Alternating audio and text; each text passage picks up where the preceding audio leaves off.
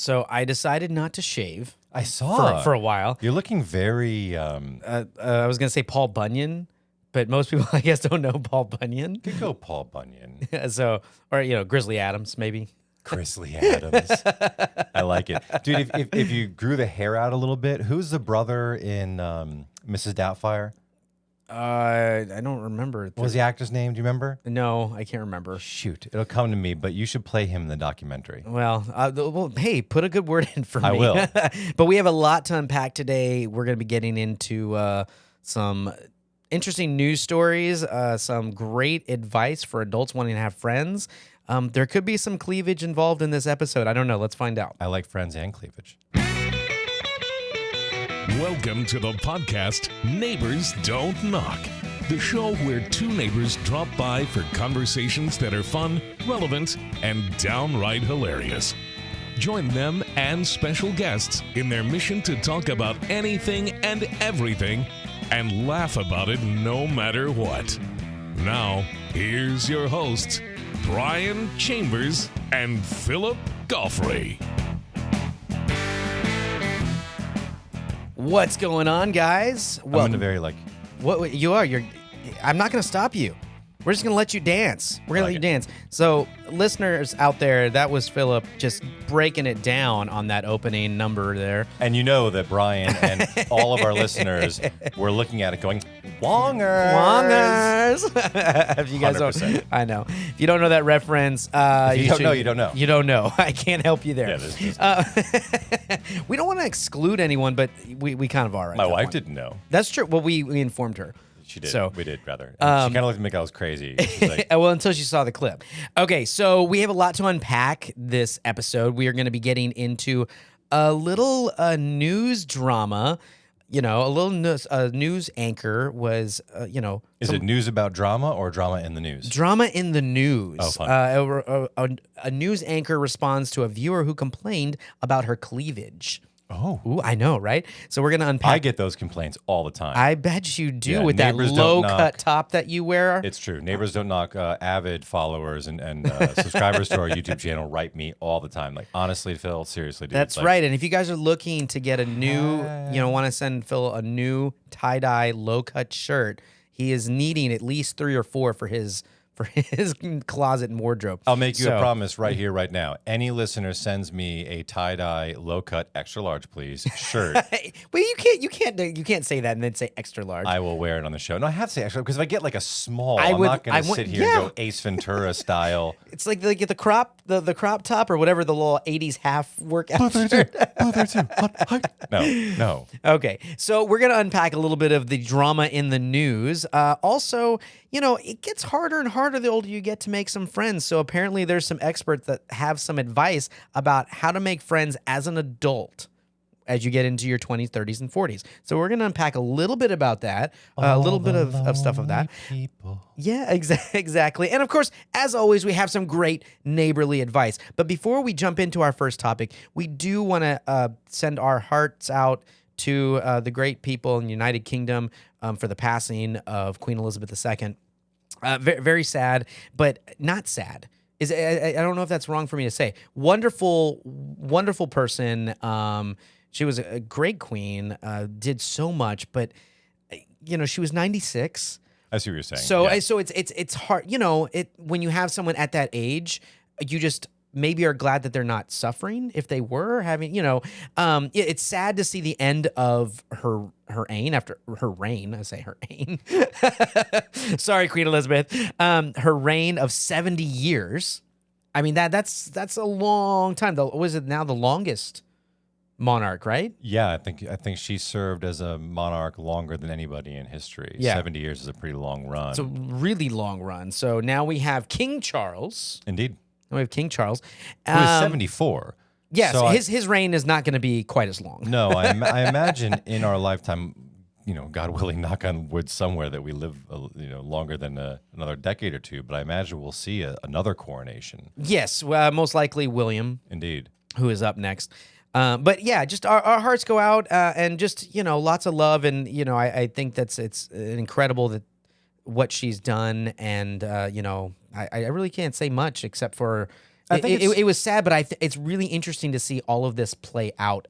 Because, again, like you said, we've never seen a coronation or anything like this. So it's really going to be kind of interesting to me. Yeah, indeed. I think it's so cool, too, because we happen to have a monarch in this situation that for 70 years seems to have genuinely tried to be a very good person and do very good things and honestly love her country and the countries that fall under the now UK. Yeah. It very easily could have been a story of complete tyranny. It could have been 70 years of oppression and hell, right? So well, yeah, hopefully not, but it's hopefully neat. I It's agree neat with to you. be able to tell that, right? To be able to tell the tale of You here's know- a wonderful woman who really loved her people and loved. I never met Queen Elizabeth.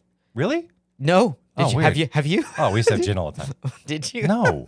No, but I did meet Charles, King Charles now. I was going to say Prince Charles, but I have met, I didn't say I got to shake his hand or anything, but we were vacationing and they were staying in the same hotel. Camilla and him were staying in the same hotel. And it was really kind of cool because we got to see him walk past us a bunch of That's times. very cool. They were driving in the car, windows down. He waved at me, So, and I know it was at me, but we say because we were the only ones there, so that's how I know it was me. It wasn't like it was a crowd and he's just waving. I'm like, he waved at me. That was at me. Brian Chambers in the crowd. Hello, Brian. Oh, hey, Prince. So no, we were the only ones. What's up, Chuck? Wow. Right? But it was really cool, but it was also kind of annoying at one point because they were doing an official visit while we were there traveling, and so their entourage was everywhere.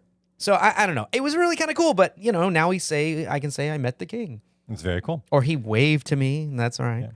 Well, again, our hearts do go out to all the people that are mourning the death of Queen Elizabeth, and I think that it's a pretty remarkable thing for us to live through. So Yeah. I'm happy to be part of this moment in history as a spectator. All right, so cheers to the king. cheers, and here's to the king. All right.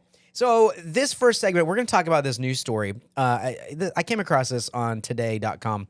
Oh, perusing today.com. I was perusing today.com. Wow, how very in touch of you. That's I wonderful. know, right? So you are actually a middle-aged American woman, basically. Well, I have to find out what's going on.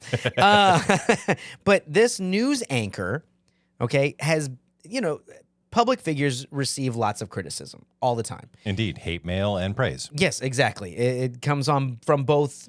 I was going to say from both sides. Isn't there a thing where celebs read like mean tweets out to? Yeah, I think I don't know. It's one of the late shows or something like Okay. that they do a segment or bit and they just read mean tweets as kind of a joke. But sadly, there are people that tweet out horrible things and things like that. First of all, let me just say this. Take a step back from Twitter. I mean, really, you can take a break from Twitter from throwing out that mean comment. Really? Why? I don't know. Anyway. I take a break from Twitter every day. I know you do. Okay, so this is up in Vancouver, okay, the area, or in Canada. Or in Canada. Technically known as an area. An area, right? I was gonna say in hoser. Canada, but yeah, it's Vancouver area. It's cold, eh? It is. Okay, so earlier this week, this reporter received an email from a person who identified themselves as the Vancouver Island Cleavage Patrol. I'm gonna put that. It's in can't, quotes. really? It's in quotes. The Vancouver Island Cleavage Patrol. Brian, can That's I in please, may I please be the Neighbors Don't Knock Cleavage Patrol? Can I be that division? Guys, can I? I would love it. Oh my word. Let me know. Yeah, we'll talk about your first order of business. Well, when I after get my this tie-dye episode. low-cut shirt, they might come after There me. you go. So Exactly. I need to know. You will then now officially be the, Poofs of chest hair. Ugh. Okay, so this woman was watching the news, and this news anchor had on a white, like it wasn't. We're not talking a low cut shirt to the belly button here. We're talking. It looks normal to me. I mean, So like this is the shirt that United Airlines would let you stay on the plane wearing. I don't imagine United would be part of their uniform. I feel like they would probably be a No, little. not the not the flight attendants, not the flight crew. I mean, as a passenger, because United. Oh, like, yeah. They kick people off all the time for inappropriate clothing. Yeah. This would be. I mean, this is an appropriate. Top. Yeah, I don't find honestly anything that wrong with the top. Looking at a picture of it, and it to me it didn't scream, but it's crazy that women have breasts. Oh, They do? oh my gosh! Newsflash! Did you not know Hide that? those things. Oh my gosh! Heaven forbid that they show any version of that. Okay, so what are we talking? Are we talking like a 1/4 inch of cleavage, a 1/2 inch of cleavage, an inch cleavage? Like just I don't know if it's. it's a wee bit. Yeah, it's just a wee bit. A scotch. Yes, A it's like a scotch. scotch. So you just, Scotch of cleavage. and she's got a necklace on and everything in the picture, and it's this white shirt. Anyway, I wouldn't have gone this far as this listener or viewer did. Well, he is the cleavage patrol. Well, so this is what was said. Okay, so this was what was sent into the news anchor, Hit me. and quote: "Too much cleavage can break your news story. Don't let it happen to you." And then they go on to write, "Attached are 2 photos. What you think we see and what we actually see. Dress appropriately. It was hard work to get there." End quote. I like that the Vancouver Yeah, if you can say that. Yeah. I like that the Vancouver Cleavage Patrol actually used the editorial "we" in their personal opinion on I this. know, right? This is what we see. Yeah, exactly. No, Like pretty sure, pal, this is what you Who see. is we? Exactly. Yeah. And the 2 pictures are like night and day different. I mean, like one is cut down, mid chest, like below. And we're gonna have a link up in the description. Yeah, of the we'll put a episode so you link can take up look to at this. It's just really ridiculous. And I'm just like, So one is like, let me guess, like cold nipples. a little bit, yeah. Oh, yeah. Yeah, like a little thin shirt, something like that. Yeah. Nice. And I'm just like, that is not what this woman is wearing. No, and Vancouver Cleavage Patrol, I know what you're looking at in your spare time. You just have this stock photo lying around that you Yeah, can I throw know, at the right? Or internet. just Yeah. found it or whatever. And normally what she says, the anchor actually said was that she takes criticism or deals with it privately. But for I guess one of the few times she went public with this. Oh, she came out swinging. And Cool. she came out swinging. What'd you say? And this was the quote that she said. This screenshot was sent to me and my colleagues in an attempt to shame and police my body. Well, I'm taking my power back. She goes on to say, to the nameless computer warriors who try to reduce women into an outfit or a body part, this generation of women doesn't stand for harassment, end quote. So she was taking the power back, Philip. Okay. I'm kind of curious. What do you think about that now? And obviously this was to me a little bit more of an extreme, but based on this photo, what I would say. But do you feel? I mean, dress code. We've talked about dress code before. Okay. So having not read this whole thing, my initial response is anybody who feels like they're being body shamed or being put down inappropriately should, of course, not allow that to happen. And if this news anchor thinks that responding publicly is a way to not allow that to happen, then kudos to her. I'll give that respect for sure. Well, that's controlling the narrative. Of course. I mean, that, Yeah. and any public figure, that's why you respond, right? Because you don't want people because you're going to have trolls or random people Right, that so you are get in out front there. of it. That makes sense. Exactly. So you want to at least, if you want to have any version of coming out looking supportive, like you're right, you have to put something out there. Yeah, that makes sense. But what I don't like about the language choice, though, especially for a journalist who their job is language, what I shouldn't say I don't like about it, but what strikes me about her response is she's taking the power back. Why give the power up in the first place? Like, why let these internet trolls have power over you or anybody else? I almost feel like by saying you're taking the power back, you're acknowledging this troll has power. Well, I mean, and that seems dangerous to me. Well, I mean, it's the mob, and, right. and But they should be anytime- powerless. Like, we give the mob power. Well, exactly. I mean, Right. that's a given. But and maybe she's referring to the fact that the outcry or the criticism that they're publicly putting out there, maybe her response by saying that I don't normally respond publicly, that's me taking the power back. Maybe that, and I can again, see that. it's hard. That's the thing about social media. Sometimes when you put so much out there, just with words can be you can take one word. I mean, example, the word yes, and you could say it 3 or 4 different ways, and it could mean a completely different thing. Yeah. You know what I mean? So it's that really makes sense. hard sometimes to base things off of tweets and Instagram and things like that, especially now when a lot of public figures, it is actually common now to have an official tweet or an official Instagram post that comes out, and that is your word. Yeah, it's it is a little weird. It's a little weird. It's a little scary. And honestly, who am I? I mean, I'm a middle-aged white dude who grew up in America. I mean, I have not lived a life of being body shamed or dealing with catcallers or anything like that. So I imagine I've been body shamed before. But to that extent, where you have like a random person writing you about not random. What It you're was wearing? a critic and a review of a show. In a review of a show. Yeah. Okay. And that, people are assholes, right? And they're out there. But I hesitate to go too down the rabbit hole of commenting on this too much, though, just because like I am pretty privileged in my just nature of being, right? I don't have to deal with this a lot. But I will say that, to your point about like how scary things like Twitter are and that we have to respond like officially in Twitter and things like that. Exactly. We collectively, this is the royal we, right? We collectively give all of this stuff all of its power. Twitter only has meaning because we're looking at it and like letting it influence our lives, right? So I would hope that anybody who gets, mean tweeted about would at least be able to sit back and say, what kind of loser is like writing from their mom's basement about my cleavage? Who has the time to do that? Like, why? It's just, I don't know. I mean, you put a good point out there, but let me ask you this. Do you think, and not going from this specific instance, but do you feel that public personalities should be wearing something more like in something like the news, which tends to, when you think about it, feels a little more like a conservative type of atmosphere?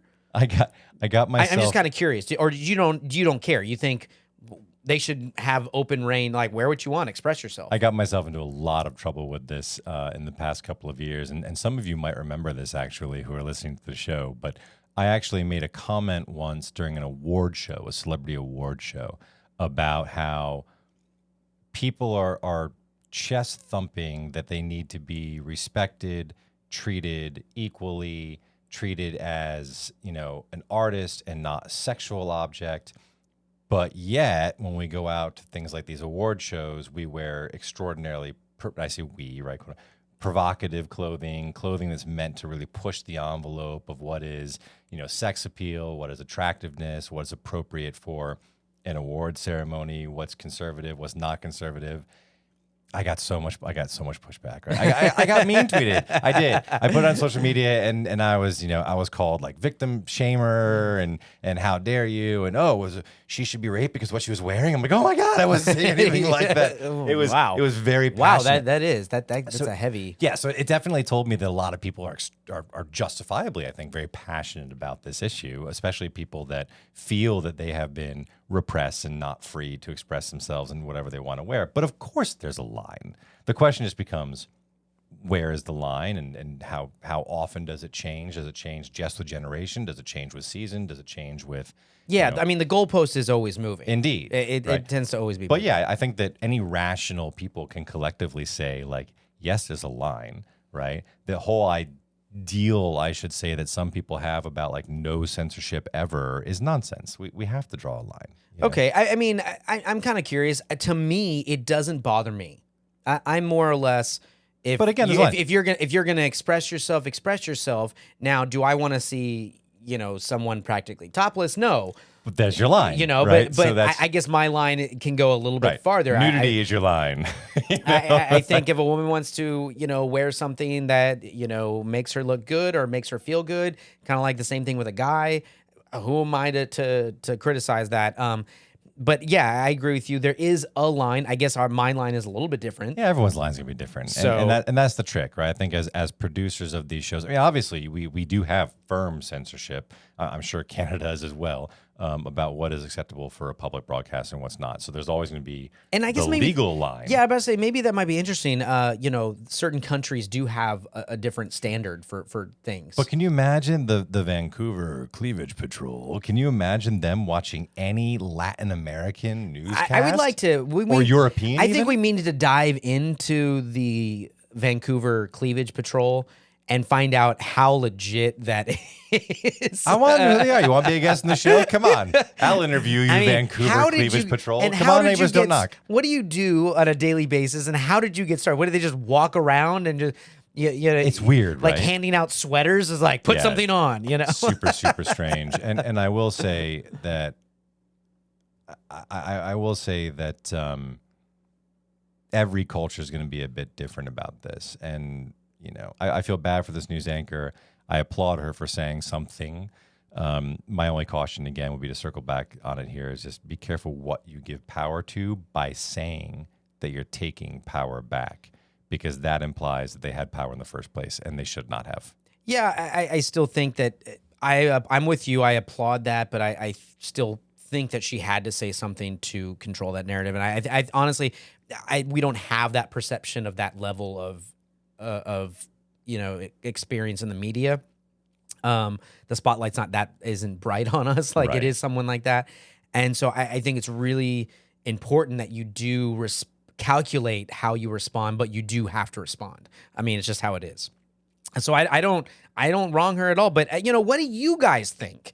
I mean, It's not a hot topic or anything. I'm really kind of curious about this. I mean, I doubt that our listeners have any opinion on this whatsoever. Maybe not, but I mean, what do you?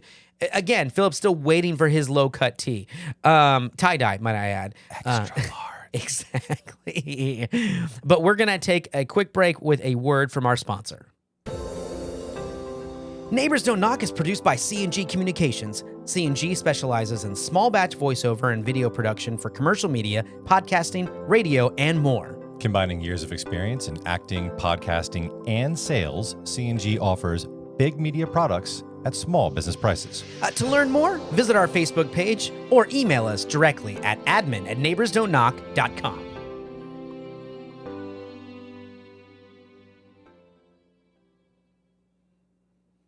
Okay, let's get into our second segment.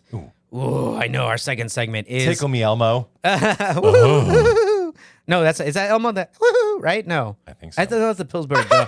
There, that's one? better. That's Yeah. better. Yeah. As the Yeah, I like that. I was thinking the Pillsbury Doughboy when they poke his little stomach. Yeah, That's what I was yeah, doing. yeah. Yeah. Okay. So our second segment is actually a really relevant one for us, which is really kind of great.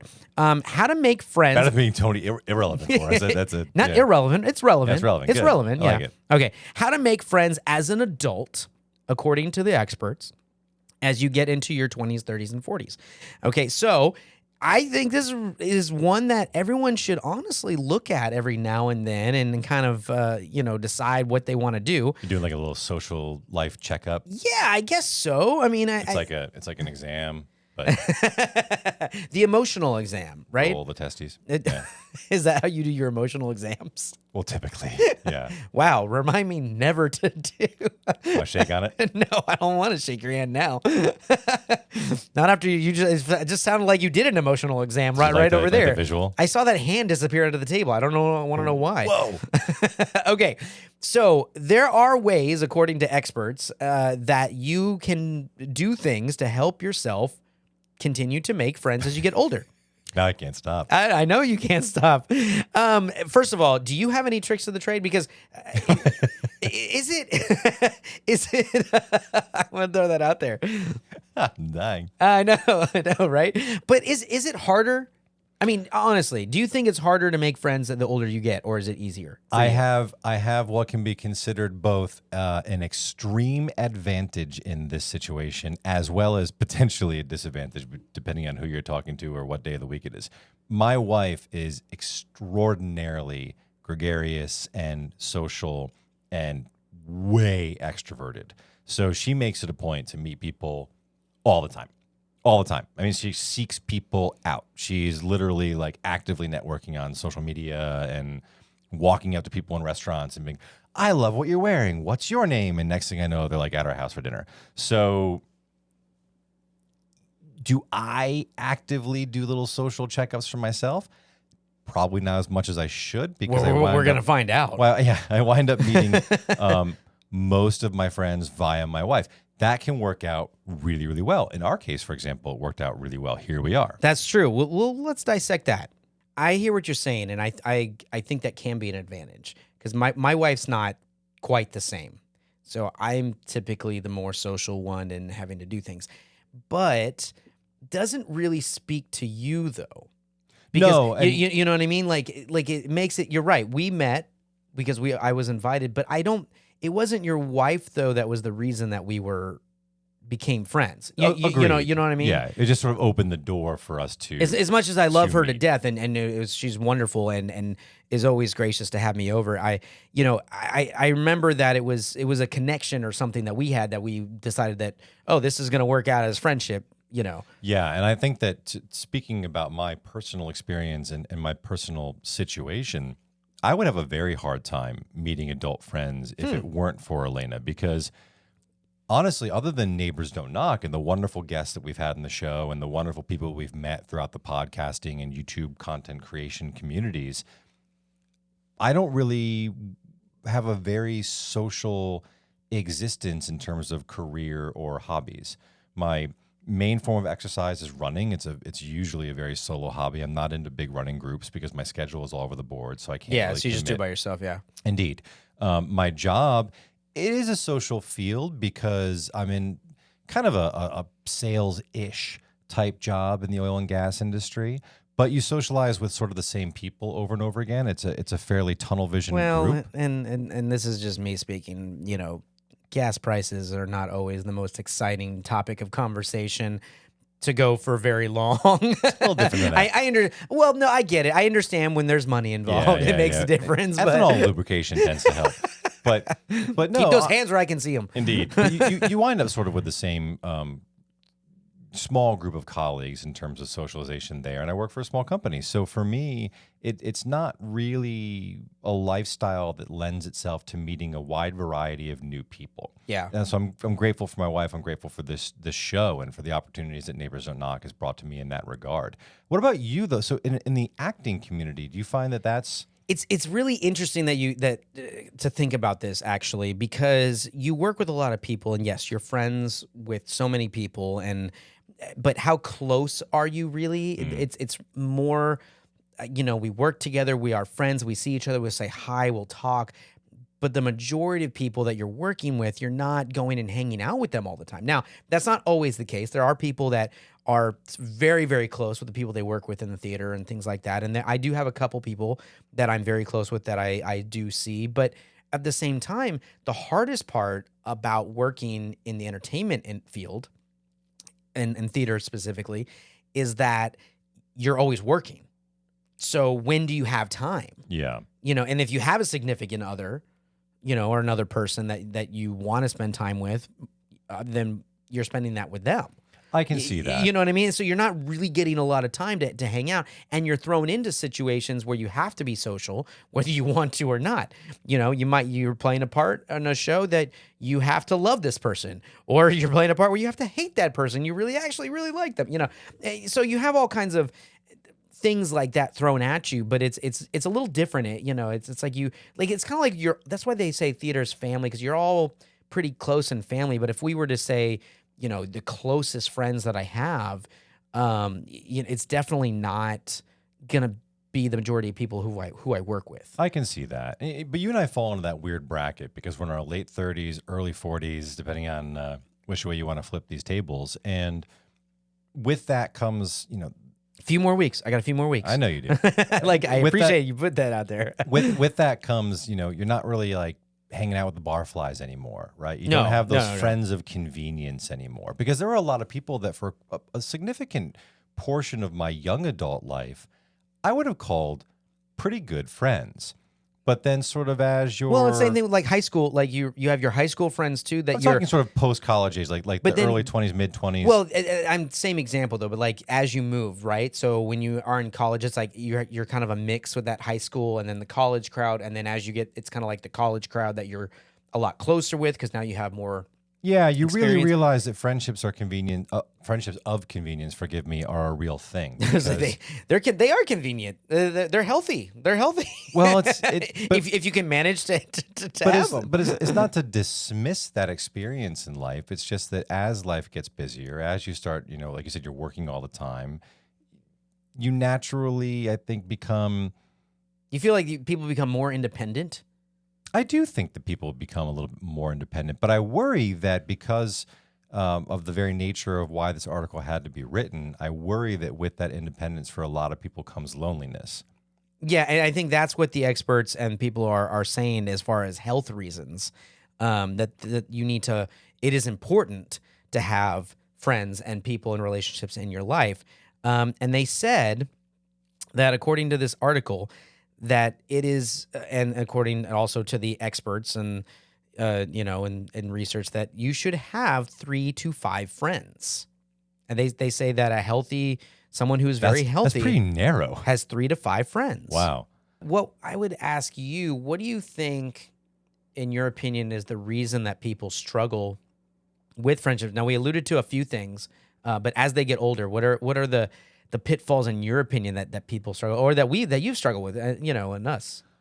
I can say I can make an assumption, and I can say from personal experience that I think that one of the biggest problems as we get older is that insecurities that we like to believe are limited to sort of like high school age or college age, or maybe even elementary school.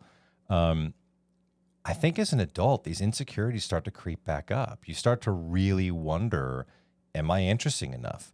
Right? Because you do wind up in these pitfalls of talking about what you do for a living, what your workout routine is, maybe what pills you're taking for your health, whatever it is. Striking conversation. Totally, right? But I do think that these things can kind of give strength and teeth to insecurities that pop up, and I think that holds people back from meeting new people. I can see that. From me, I guess I would think that one of the bigger things to me that hold people back in creating and finding new friendships or strengthening current friendships is that they're hanging on to a lot more of the past.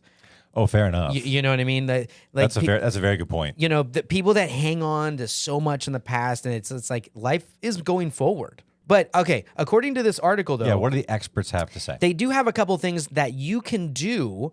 Okay, for you listeners and those that, if you find yourself struggling as you get older to maintain friendships with people, or you're looking for new friendships because you've just gone different directions. It's life that happens, right? I have many good people in my life that I have been friends with over the years that we don't really talk anymore because we've gone different directions and our lives took us that way. So it's perfectly normal. But here's one. Strike up a conversation with 5 new people a day. It's a strategy that you can do. That's a lot. That is a lot. But we're not saying that the conversation has to be deep, meaningful, life-altering, hour-long conversations. A conversation could be, 2 minutes. That's... Yeah, fair enough. I don't know. For me, that is a very easy thing to do. I know reminds that's me- harder for you. It reminds me of situations I find myself in day to day. Like we have a local CVS right around the corner in our little neighborhood here. And some of the people that work at CVS, most of them have been there ever since I've lived in the neighborhood. They've been there for a long time. And some of them I really enjoy speaking with. And I have little conversations. And some of them I kind of do the little like aisle dance when I see them working. Oh no, I don't want to talk to that person. So I sort of, I'll check myself out. Thanks. Apple Pay, email the receipt. I'm like out the door. Okay, here's another one that they say: create new experiences. Okay. Oh, come on. That's kind of a cop-out BS statement. Of course, creating new experiences would lead. Again, by a new experience, like going to a class, trying something new, attending an event that maybe you have seen or you want to go to. Right. Like the Houston low-cut tie-dye shirt club. There you go. Exactly. You might have a couple new friends before this segment is over. So, there's lots of different ways. Another, like I mentioned this one earlier, with conversation, meeting people, volunteering. Volunteering for things, that's a great way to try something new. You're choosing to do something and hopefully volunteering for something you want to do and support. And that's what the other people there are volunteering to do. So Yeah. you kind of have a little bit of a similar. Speaking of like, law of footing. averages, I would say that one would be kind of in your favor, because if you're all there volunteering to do something, volunteering your time, then it's probably going to have a pretty positive vibe coming out of Well, everybody. again, any new event or social thing you're going to do, if you're doing it, hopefully everyone is there for this, because they want to. So that's, I can see why Right. the new experiences thing Right. pays off. The dude that's at Habitat for Humanity building the house is only there for the free popcorn. Avoid Yeah. that dude. Yeah, But exactly. those holding the hammers, new friends waiting to be found. Okay. All right. So another one is, connect with old friends from the past is what they said. And I There's a line. There's a line on this. It's a fine line. I agree, but I will say there's a perfect example here on Neighbors Don't Knock, connecting with an old friend that came actually out, which was really great. We had a guest on the show, Armin Williams, who I was friends with in college, and we happened to connect through social media and, like following and things like that.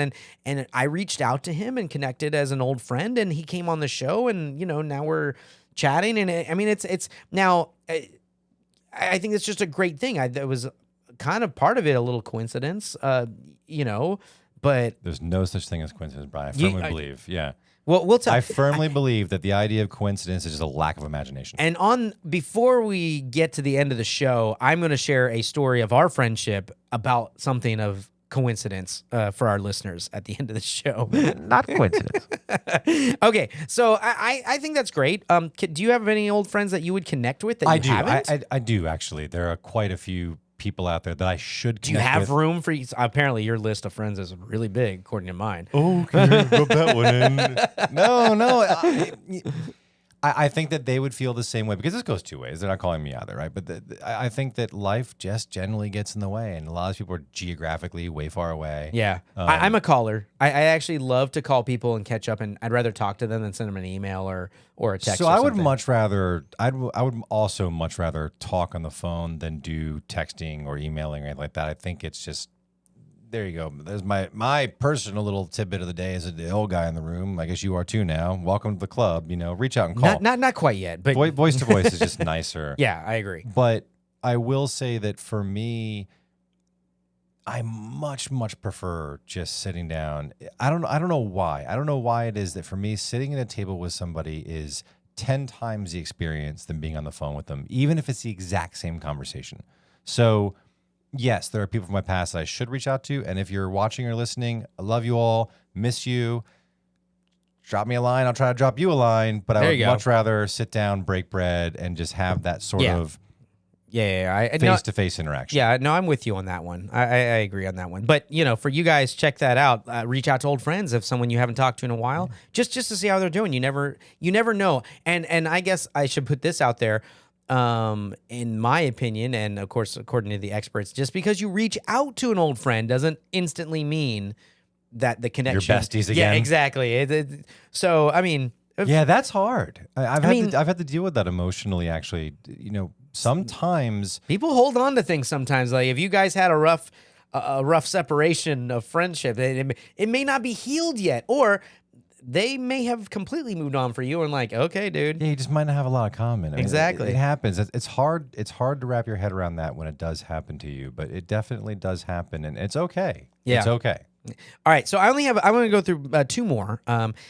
One that I find very interesting that they brought up was work on your body language. Like my posture, because it's pretty bad. Well, I mean, Sorry. I'm a so is sloucher, mine. dude. I know, right? My wife says that all the time. My posture is so bad. I'm like a lurch. But no, it mentioned things, conveying warmth and emotion, and through your actions and interacting with new friends, being expressive with your hands, nodding your head, and just like you're doing, and speak with interest. I'm bad about this, and you I'm sure have noticed, being that you're a trained actor and you watch people and their behavior. I am so bad about like having my cell phone in my hand when I'm sitting down with somebody I care about. I was doing That's it to a you whole. tonight. That's a whole different issue, actually. It's awful, right? The cell phone but it's thing. body language, It I mean, is. It yeah, is. and I don't mean to do it. It's a terrible habit. I'm actually actively trying to break it, because I recognize when we were sitting down before the show, I was doing it too. I was like on my phone. I recognize how dismissive that can seem, and I certainly don't mean it to be. Well, yeah, I mean, if someone's trying to talk to you and you're just like, Right, you're right. Even if you're actually absorbing everything they're saying, it can just feel really nasty. So the same you thing. can't read your mind. I cross my arms a lot. Yeah, that's a bad one. Closes your body off instead of Yeah. being open. So I'm trying to show more of my nipple to my friends. Brian just kind of put. I thought it was out the there low and- cut, the chest hair. Hey. All right, so body language is a big thing, and just in general, when you're being cordial to people as well, whether you're friends with them or not, it speaks volumes. So that's one thing that you can work on the body language if you're one of those people. One more that I will say, there's a couple that I didn't. I don't want to say I didn't agree with, but I wasn't necessarily a go-to. But this one I thought was really great. Think outside the box. Look to be forming new relationships with neighbors, classmates, coworkers, no matter how different you are from them. I think thinking outside the box and taking a chance of starting a conversation with somebody that you don't think you would be friends with, or someone that is like, well, that's not really someone I see myself hanging out with. You never know. Indeed. Yeah, so I think thinking outside the box can be a great way to make new friends. And nothing else, you learn something from somebody, or heaven forbid, you're just like, you go on with your life. It didn't happen, people. Yeah. I will say this, though. I'll bring up my marriage again as an example for this. So my wife is the very think outside the box, very like say yes, try anything once kind of personality. I'm the very cautious, sort of step back, reserve, well, what if this goes sideways in this way kind of personality. And I think that somewhere in the middle is a good place to be, because yes, I think people should think outside the box. And if you find yourself limited in your social interactions and limited in your number of friends and dealing with loneliness, because you're not putting yourself in more situations that you normally wouldn't be in, sure, I agree, go for it. But let's not be like Jim Carrey in like Yes Man, right? This is not just say yes to everything. Yeah, this is not a yes day. This is not to say that like there are dangers out there, and I think that especially in the world of social media and all these online platforms. No, I agree with you. The other thing I would also put out there, There's some creepers out there, pal. no, I believe it. I believe it.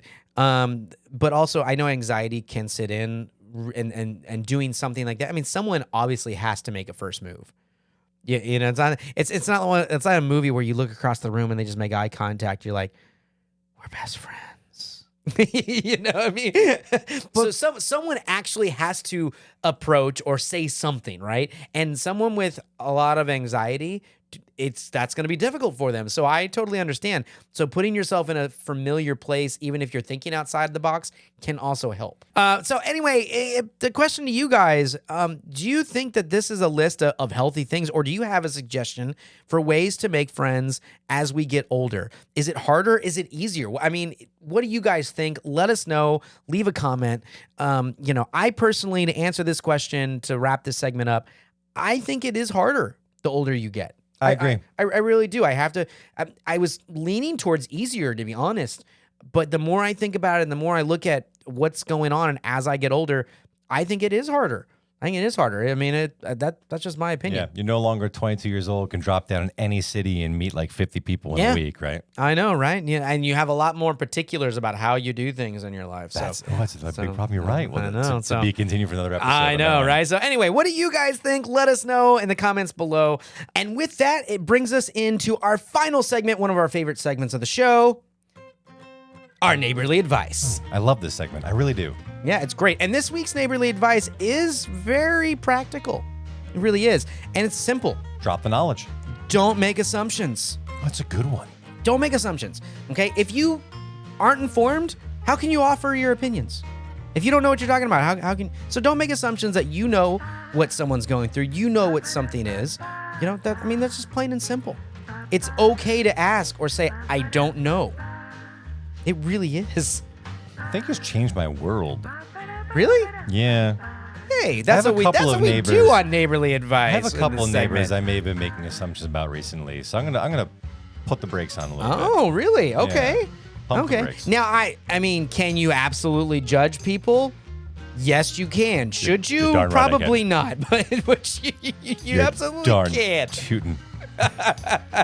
So anyway, that's our neighborly advice, and that's all I got for that segment. I think it was that's great. Good advice. That was great.